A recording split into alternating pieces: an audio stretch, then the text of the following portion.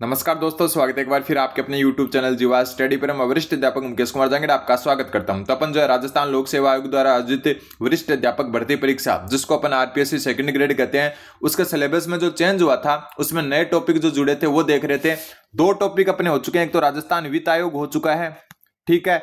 इसके अलावा जो है एक टॉपिक अपना हो चुका है वो है लोकायुक्त। ये 2 नए टॉपिक हो चुके हैं। सबसे पहले अपन नए टॉपिक्स को ही करेंगे और आज जो एक नया टॉपिक और जुड़ा है, डिविजनल कमिश्नर या हम कह सकते हैं संभागीय आयुक्त। तो इस वीडियो में इसको एकदम अच्छे तरीके से जानेंगे। चैनल पर नए तो चैनल को सब्सक्राइब जरूर कर दें, ठीक है। सबसे पहले अपन बात करें कि जो है संभागीय आयुक्त, जो ये आपका फॉर्मूला ये कहां से आया। तो सर्वप्रथम 1829 में विलियम बेंटिंग ने राज्य व जिला प्रशासन पर निगरानी हेतु इस पद का सृजन किया। किसने? विलियम बेंटिंग ने। कब? 1829 में राज्य व जिला प्रशासन पर निगरानी हेतु इस पद का क्या किया? सृजन किया। तो एक नाम तो आपको ध्यान में रखना है, विलियम बेंटिंग ने जो इसकी शुरुआत भारत में की थी। एक चीज जो ध्यान में रखना है कि नई जो टॉपिक जितने भी जुड़ते हैं ना, उनसे हमेशा क्वेश्चन ऊपर से ही पूछने की कोशिश की जाती है। अभी तक तो ऐसा ही होता आया है। दूसरी बात कि स्वतंत्रता के बाद प्रशासनिक सुविधा हेतु प्राय राज्यों में इस पद का गठन किया गया। यानी कि जब भारत आजाद हो गया था तब प्रशासनिक सुविधा हेतु जो है बहुत सारे राज्यों में जो है संभागीय आयुक्त जो है आपका पद, उसका गठन किया गया। सभी राज्यों में नहीं है, ये कुछ कुछ राज्यों में ही है। फिर राजस्थान में यह पद राज्य और जिला के बीच समन्वय स्थापित करने के लिए आवश्यक माना गया, ठीक है। तो ये जो है एक पृष्ठभूमि है कि कहां से इसका जो है संभागीय आयुक्त का जो है दिमाग में आया। तो सबसे पहले 1829 में जो लॉर्ड विलियम बेंटिंग है, उन्होंने जो है राज्य व जिला प्रशासन में निगरानी हेतु इस पद का सृजन किया। पहले वाले 2 टॉपिक राजस्थान वित्त आयोग और लोकायुक्त अगर नहीं देखा है तो अलग से प्लेलिस्ट मैंने नए टॉपिक्स की बना रखी है और ये टॉपिक भी उसी में जोड़ दूंगा मैं, तो उसको आप जरूर देखें। फिर बात आती है कि संभागीय आयुक्त की संरचना, कि संभागीय आयुक्त की संरचना क्या है। तो प्रत्येक संभाग में कुछ जिले सम्मिलित किए जाते हैं। बिल्कुल, हो सकता है 5 जिले हो सकता है 2 ही हो सकता है 6 हो सकता है 5 हो, कितने भी जो है जिले सम्मिलित करके एक संभाग बनाया जाता है। आपको पता ही है, जैसे राजस्थान में 7 संभाग है। राजस्थान के संभागों की भी चर्चा अपन लास्ट में करेंगे इस वीडियो में, ठीक है। फिर बात आती है संभागीय स्तर का सर्वोच्च अधिकारी संभागीय आयुक्त होता है। ध्यान में रख लेना, जो संभागीय आयुक्त होता है ना, ये होता है एक प्रशासनिक अधिकारी। क्या होता है? प्रशासनिक अधिकारी होता है ये प्रशासनिक अधिकारी। ये किसी प्रकार के चुनाव से नहीं आता। ये मान लो कि आईएएस होता है। ये क्या होता है? आईएएस होता है, ना कि आपका जो है ये प्रशासनिक अधिकारी होता है। कोई चुनाव के द्वारा जो है ये क्या होता है, चुनाव द्वारा जो है ये नहीं आता है। ये जो है एक नौकरी पेशा, मतलब एक आईएएस रैंक के अधिकारी होते हैं। क्योंकि जो आपके संभाग के जो प्रमुख होते हैं, जो जिला प्रमुख, वो जिले के प्रमुख होते हैं, वो होते हैं जिला प्रमुख। वो अलग चीज है, ध्यान में रख लेना। जिला प्रमुख है ये अलग है, ठीक है। और संभागीय आयुक्त अलग चीज है। संभागीय आयुक्त एक आईएएस अधिकारी होते हैं जो प्रशासनिक अधिकारी होते हैं, किसके? संभाग स्तर के, ठीक। ये पद राज्य सरकार के प्रशासनिक नियंत्रण में कार्य करता है। अभी अपन बात कर चुके हैं, ये प्रशासनिक अधिकारी है तो राज्य सरकार के प्रशासनिक नियंत्रण में ही क्या करेंगे? कार्य करेंगे। तो ये थोड़ी सी संरचना आपको ध्यान में रखनी है कि संभागीय आयुक्त जो होता है ना, वो आईएएस रैंक का, यानी कि भारतीय प्रशासनिक सेवा, आईएएस का आपको पता ही है, भारतीय प्रशासनिक सेवा, प्रशासनिक सेवा, इस रैंक का अधिकारी होता है। ये किसी प्रकार का चुनाव या जो चुनाव द्वारा आया हुआ अधिकारी नहीं होता है। फिर बात करते हैं संभागीय आयुक्त के कार्यों की। उससे पहले मैं बता दूं कि अपना एक जो है ऐप है जिसका नाम है परफेक्ट मॉक, ठीक है। आपके लिए बहुत इंपॉर्टेंट बात यह है, जो भी नए टॉपिक जुड़े हैं, जो भी पुराने टॉपिक थे, राजस्थान जो आपके आरपीएससी सेकंड ग्रेड का जो पेपर 1 है, पेपर 1, उसके आपको जो है 40 माइनर टेस्ट टॉपिक वाइज, ठीक है, 10 मेजर टेस्ट जो 4-4 माइनर से बनकर मिलेंगे और 5 जो है फुल लेंथ टेस्ट मिलेंगे मात्र और मात्र 249 रुपए में। अब ये मत सोचना कि यार इतना महंगा है। तो मैं आपको बता दूं कि 55 टेस्ट अगर 250 रुपए या 250 रुपए में कोई दे तो मेरे को आप नाम बता सकते हो। और बाकी मैं ये नहीं कह रहा कि आपको ये लेना है, जाइए डेमो देखिए एक बार, परफेक्ट मॉक ऐप जिसका लिंक डिस्क्रिप्शन में दिया हुआ है, वरना आप जो है प्ले स्टोर से डायरेक्ट सर्च करके भी क्या कर सकते हो, डाउनलोड कर सकते हो। और एक टेस्ट फ्री में डेमो में दिया हुआ है, अगर वो आपको पसंद आए तभी आपको लेना है, कोई बाध्यता नहीं है। लेकिन मैं गारंटी ले रहा हूं कि इतने कम रुपए में और इतने टेस्ट और उस लेवल के टेस्ट कहीं नहीं मिलेंगे। मेरे कहने पर डेमो वाला टेस्ट जाकर देखें, आपको खुद ब खुद पता चल जाएगा कि क्या लेवल है। पूरा शेड्यूल भी डाला हुआ है कि किस दिन कौन सा टेस्ट होगा, किस तारीख को कौन से टॉपिक का टेस्ट होगा। 40 जो है टॉपिक वाइज टेस्ट है, फिर 10 मेजर टेस्ट है। जिसमें 4-4 जो है टेस्ट को शामिल किया जाएगा, और 5 फुल लेंथ है जिसमें जो है पूरा एग्जाम पैटर्न पर सारे टॉपिक सम्मिलित किए जाएंगे। 55 टेस्ट मात्र 249 रुपए में।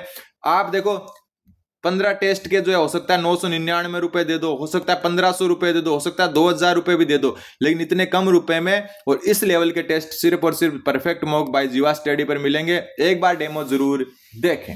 फिर बात आती है अपनी कि संभागीय आयुक्त के कार्य क्या होते हैं। ये इंपॉर्टेंट है क्योंकि कई बार मुख्य सचिव के कार्य पूछते हैं, वैसे संभागीय आयुक्त के कार्य भी पूछ सकते हैं। सबसे पहला कि जिला प्रशासन पर नियंत्रण रखना, ठीक है। कलेक्टर वगैरह की निगरानी भी कौन करता है? संभागीय आयुक्त करता है। फिर जिला प्रशासन में समन्वय स्थापित करना, जिला प्रशासन में जितना भी जो आता है आपका कलेक्टर हो चाहे जो भी प्रशासनिक पद हो उनके बीच में समन्वय स्थापित करना, और अदर जो जिले होते हैं दूसरे जिले होते हैं उनके जो प्रशासन से भी समन्वय स्थापित करना। फिर स्थानीय निकायों का पर्यवेक्षण करना, जो स्थानीय निकाय होते हैं चाहे वो नगरीय निकाय हो चाहे वो क्या हो ग्राम पंचायतें हो, उनका पर्यवेक्षण यानी कि उनको देखना कि कैसे उनका कार्यभार चल रहा है, वो सारा भी संभागीय आयुक्त के अंडर में आता है। देख लेना एकदम अच्छे से। विकासात्मक योजनाओं का क्रियान्वयन सुनिश्चित करना, वित्तीय व प्रशासनिक कार्यों का संचालन करना, और विधिक कार्य, ये इंपॉर्टेंट बनता है मेरे हिसाब से छठा पॉइंट कि विधिक कार्य कौन से करते हैं, मतलब जो कानूनी कार्य हैं वो जो है संभागीय आयुक्त कौन सा कर सकता है? तो राजस्थान भू राजस्व अधिनियम 1956 की धारा 75 और 76 के अनुसार, ठीक है। ये सबसे इंपॉर्टेंट है, और पूछे या नहीं पूछे। लेकिन विधिक कार्य, एक मिनट, कौन से कार्य? विधिक कार्य। और विधिक कार्य जो है कौन से? राजस्थान भू राजस्व अधिनियम 1956 की 2 धाराएं याद रख लेना, धारा 75 और धारा 76। तो विधिक कार्य किसके हिसाब से करता है संभागीय आयुक्त? राजस्थान भू राजस्व अधिनियम 1956 की धारा 55 और धारा 75 और धारा 76 के अनुसार। अगला संबंधित अधिनियम, यानी कि संभागीय आयुक्त से जो है संबंधित अधिनियम कौन कौन से हैं? सबसे पहले राजस्थान नगर पालिका अधिनियम, ये संभागीय आयुक्त से संबंधित है। राजस्थान भूमि भवन कर अधिनियम, ये भी संभागीय आयुक्त से संबंधित है। राजस्थान आबकारी अधिनियम, ये भी जो है किससे संबंधित है? जो है आपके संभागीय आयुक्त से संबंधित है। राजस्थान वन अधिनियम, ये भी संभागीय आयुक्त से संबंधित है। और राजस्थान धार्मिक भवन तथा स्थान अधिनियम, तो ये पांचों के पांचों अधिनियम याद रख लेना। मेरे हिसाब से यहाँ से एक क्वेश्चन आ चुका है, शायद आरएसएसबी बोर्ड में या आरपीएससी में कहीं ना कहीं आ चुका है। मैं पीआईक्यू क्वेश्चन की क्लास भी लाऊंगा ये पूरा होने के बाद में, तो ध्यान में रख लेना। राजस्थान नगर पालिका अधिनियम किसके संबंधित है? संभागीय आयुक्त से संबंधित है। ये सारा किससे संबंधित है? संभागीय आयुक्त से संबंधित है, ठीक है। राजस्थान भूमि भवन कर अधिनियम, ठीक है, कौन सा? भूमि भवन कर। फिर राजस्थान आबकारी अधिनियम जो शराब से रिलेटेड होते हैं। राजस्थान वन अधिनियम, वो भी किससे संबंधित है? संभागीय आयुक्त से। एक मिनट। फिर राजस्थान धार्मिक भवन तथा स्थान अधिनियम, तो ये पांचों अधिनियम लिख लेना। क्वेश्चन आ सकता है कि निम्नलिखित में से कौन सा अधिनियम जो है संभागीय आयुक्त से संबंधित है या नहीं है। अगला क्वेश्चन, अब देखो संभागीय आयुक्त हमेशा से विवाद में रहा हुआ पद है। संभागीय आयुक्त विवाद में कैसे? कि यहां पर जो है कुछ तो इसके पक्ष में होते हैं कि यार इसको लागू करना चाहिए। अभी भी अभी भी भारत के सभी राज्यों में संभागीय आयुक्त पद नहीं है। और कुछ क्या कहते हैं, कुछ राज्य इसके विपक्ष में होते हैं कि यार इस कारण जो है ये काम का नहीं है। तो कौन कौन सी पक्ष में चीजें हैं और कौन कौन से जो है इसके विपक्ष में? संभागीय आयुक्त के पक्ष में क्या है कि जिलों का पर्यवेक्षण सुनिश्चित करता है, मतलब जिले में जितने भी स्थानीय निकाय या जो नगरीय निकाय हैं उनका पर्यवेक्षण जो है वो कौन सुनिश्चित करता है? संभागीय आयुक्त। जिलों के बीच समन्वय रखता है, ठीक है। मान लो कि एक संभाग के अंडर में 5 जिले हैं तो उन पांचों के जो है समन्वय स्थापित करता है उनमें। जैसे बीकानेर संभाग है हमारा, उसमें चूरू, ठीक है, चूरू है, बीकानेर है, ठीक है, हनुमानगढ़, गंगानगर है। तो इन चारों जो है अपने जो जिले होंगे उनमें समन्वय स्थापित करेगा, वो बिल्कुल करेगा। तो ये जो है इसका पक्ष है। दूसरा, वरिष्ठ आईएएस अधिकारी होने से अनुभव का लाभ होता है। मतलब जो आपका संभागीय आयुक्त है, जैसे मैं बता चुका, भारतीय प्रशासनिक सेवा का अधिकारी होता है, आईएएस अधिकारी होता है, तो वो अपने अनुभव से जो है जिलों को फायदा ही पहुंचाएगा। फिर विकेंद्रीकरण को प्रोत्साहित करेगा। विकेंद्रीकरण का मतलब है सत्ता के अलग अलग स्तर, सत्ता के अलग अलग स्तर, अलग अलग स्तर। मतलब केंद्रीकरण तो क्या हो जाता है कि एक ही जगह से कंट्रोल हो, और विकेंद्रीकरण का मतलब सत्ता के अलग अलग जो है क्या हो गए, अलग अलग केंद्र हो गए। मतलब जिले पर अलग है, पंचायत समिति पर अलग है, ब्लॉक पर अलग है। तो ये विकेंद्रीकरण को प्रोत्साहित करता है। फिर पंचायती राज संस्थाओं को मार्गदर्शन प्रदान करता है। ये बात भी जो है इसके अंदर ही आ गई कि जो भी पंचायती राज संस्थाएं उनको मार्गदर्शन देता है कौन? जो है संभागीय आयुक्त। तो कुछ राज्य इसके पक्ष में है और पक्ष में होने के कारण जो है यही है, ये इतने कारण क्या करते हैं कि उसको पक्ष में लेते हैं कि यार इतने काम करता हो। अब कुछ बातें जो विपक्ष में डिमेरिट्स हैं, मतलब कुछ राज्य जो है संभागीय आयुक्त का पद नहीं रखते। वो क्यों नहीं रखते, उनका क्या कहना है कि कार्यों में विलंब होता है, मतलब अनेक प्रक्रियाओं, जैसे एक तो जो है डायरेक्ट जो है किसी ऊपर वाले पद पर चला जाए, एक किसी जो है संभागीय आयुक्त के पास आए, फिर वहां से किसी और के पास जाए, तो इससे क्या होता है कार्यों में विलंब होता है। बड़े संभागों में पर्यवेक्षण प्रभावी नहीं। मान लो कि जैसे अपना जोधपुर संभाग है, ठीक है, बहुत बड़ा संभाग है जोधपुर संभाग, तो वहां पर जो है आप देख सकते हो पाकिस्तान बॉर्डर तक जैसलमेर पड़ा है। तो ऐसे जो अगर कोई बड़ा संभाग होना उसमें ये पर्यवेक्षण प्रभावी नहीं होता। जोधपुर में बैठा संभागीय आयुक्त जैसलमेर के सम जो आपकी तहसील है उसमें नहीं जा सकता लास्ट तक, ठीक है। फिर अधिकार सीमित होते हैं। संभागीय आयुक्त तो हो सकता है अपन नाम ही नहीं सुनते, जैसे कलेक्टर तो प्रभावी होता है ना जिले में, लेकिन संभागीय आयुक्त इतना प्रभावी अपने को दिखता ही नहीं है, कारण कि हर जिले में तो होता नहीं है, संभाग पर होता है वो।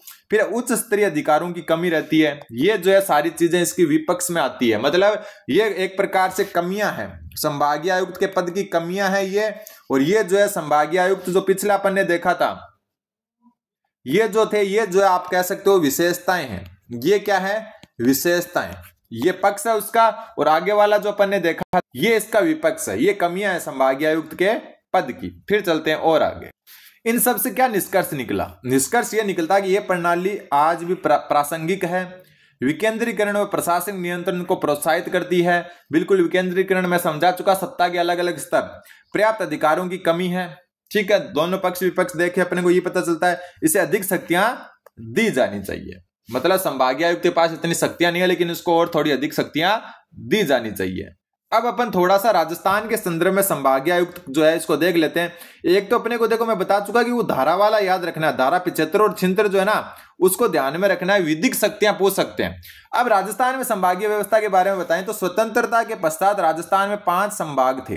कितने थे, 5 थे, जिसमें जयपुर, जोधपुर, उदयपुर, बीकानेर और कोटा, 5 संभाग थे। आपको पता है कौन कौन से, जयपुर, जोधपुर, उदयपुर, बीकानेर, कोटा। अब जो यहां पर 2 की कमी है, एक तो अजमेर की कमी है और एक है भरतपुर की कमी है ना, 2 की कमी।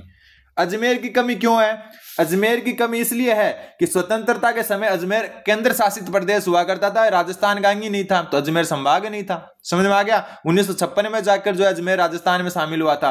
तो 5 संभागों के नाम ध्यान में रख लेना, अजमेर को छोड़ देना, जयपुर, जोधपुर, उदयपुर, बीकानेर और कोटा।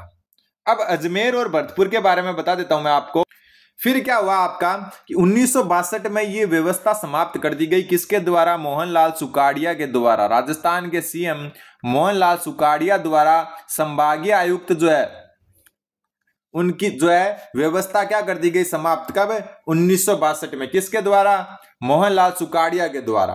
फिर जो आपका 1987 में हरिदेव जोशी जो सीएम थे उस समय के, उन्होंने पुनः स्थापित की। तो ये क्वेश्चन तो वैसे ही बहुत बार पूछा है। तो 1962 में मोहनलाल सुकाड़िया ने ये व्यवस्था समाप्त कर दी और 1987 में हरिदेव जोशी ने ये जो है पुनः स्थापित कर दिए संभाग। और इसी 1987 में 6ठा संभाग बना। कौन सा, 6ठा संभाग या 6वां संभाग, कौन बना, अजमेर। कौन बना, अजमेर बना। तो ये आपको ध्यान में रखना है कि 6ठा संभाग कौन था, अजमेर। कब बना, 1987 में। और फिर 4 जून 2005 को भरतपुर को 7वां संभाग घोषित किया गया। कब, 4 जून 2005 को भरतपुर को 7वां संभाग घोषित किया गया। और 1987 में जब हरिदेव जोशी ने पुनः संभागीय आयुक्त की व्यवस्था या संभागों की व्यवस्था शुरू की, तब 6वां संभाग बना था अजमेर। और आजादी के समय 5 संभाग थे जिनके नाम ऊपर दिए हुए हैं। अब एक चीज जो अपने को ध्यान में रखनी है, वैसे तो वो संभाग आके चले गए, 3 नए संभाग बनाए थे। किसने, 3 नए संभाग किसने बनाए थे, अशोक गहलोत ने। किसने, अशोक गहलोत ने, ठीक। इनकी घोषणा कब हुई थी, जो 3 नए संभाग थे इनकी घोषणा की गई थी आपकी मार्च 2023 में। कब की गई, 17 मार्च 2023 को। 17 मार्च 2023 को क्या की गई, घोषणा। और इन जो है 3 नए संभागों का गठन कब हुआ, तो इनका गठन हुआ था आपका अगस्त 2023 में। इनका गठन मतलब ये धरातल पर उतर आए थे अगस्त 2023 में, इनको धरातल पर जो है संभाग घोषित कर दिया था। घोषणा 17 मार्च 2023 को हो गई, लेकिन गठन यानी कि संभागीय कार्य शुरू कर दिया अगस्त 2023 में। लेकिन भजनलाल सरकार, सीएम भजनलाल शर्मा, सीएम भजनलाल शर्मा ने क्या किया, दिसंबर कौन सा 2024 में इसको समाप्त कर दिया। इन तीनों संभागों को क्या कर दिया, समाप्त कर दिया। ठीक है, और कौन कौन से 3 नए संभाग थे आपको पता ही है, एक तो पाली था, एक बांसवाड़ा था और एक सिक्कर संभाग चाहिए के, तो चाहिए, तो एक था सिक्कर। ये 3 नए संभाग थे। ठीक, कौन कौन से, पाली, बांसवाड़ा और सिक्कर। इनकी स्थापना जो है घोषणा 17 मार्च 2023 को, गठन हुआ आपका 2023 अगस्त में, और भजनलाल शर्मा सरकार ने दिसंबर 2024 में इनको समाप्त कर दिया। और ये 3 संभाग ये थे, बाकी अपन अच्छे से जान चुके हैं। तो यहां से जो है इससे ज्यादा क्वेश्चन यहां पर आने की संभावना कम बनती है। एक तो यहां से आ सकता है, ये पेज आपके लिए इंपॉर्टेंट है। दूसरा जो है आपका आ सकता है ये पक्ष विपक्ष से, कि क्या चीजें इसको पक्ष में करती है, क्या इसको विपक्ष में करती है।